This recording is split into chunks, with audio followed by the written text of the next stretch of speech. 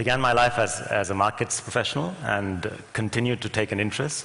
But most of my recent effort has been looking at the value of what comes to human beings from nature, researchers.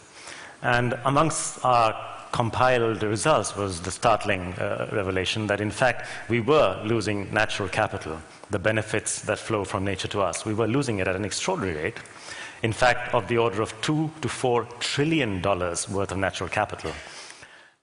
It is a human problem of enormous dimensions, a health problem of a kind that we haven't seen before.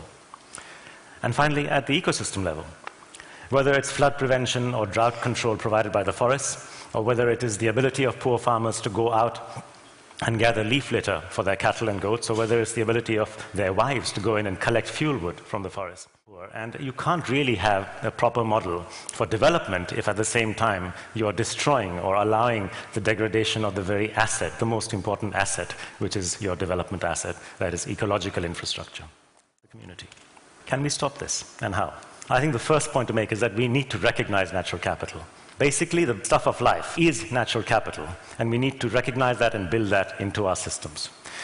When we measure GDP as a measure of economic performance at the national level, we don't include our biggest asset at the country level.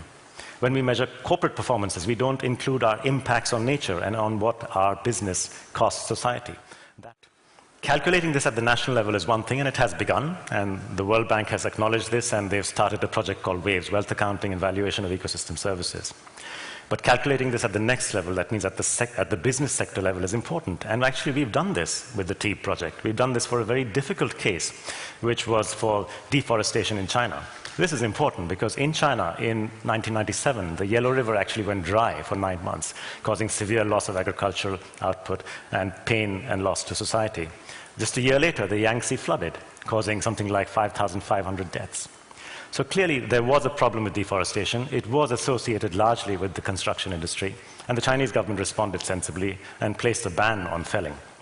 A retrospective on 40 years shows that if we had accounted for these costs, the costs of loss of topsoil, the cost of loss of waterways, the lost productivity, the loss to local communities as a result of all these factors, desertification and so on, those costs are almost twice as much as the market price of timber. So in fact, the price of timber in the Beijing marketplace ought to have been 3 times what it was, had it reflected the true pain and the costs to the society within China.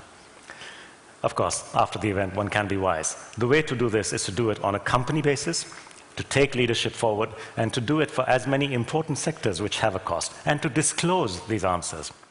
More companies did this, and if more sectors engaged this as sectors, you could have analysts, business analysts, and you could have people like us and consumers and NGOs actually look and compare the social performance of companies. Today, we can't yet do that, but I think the path is laid out. This can be done because Mother Nature only has that much in ecological infrastructure and that much natural capital.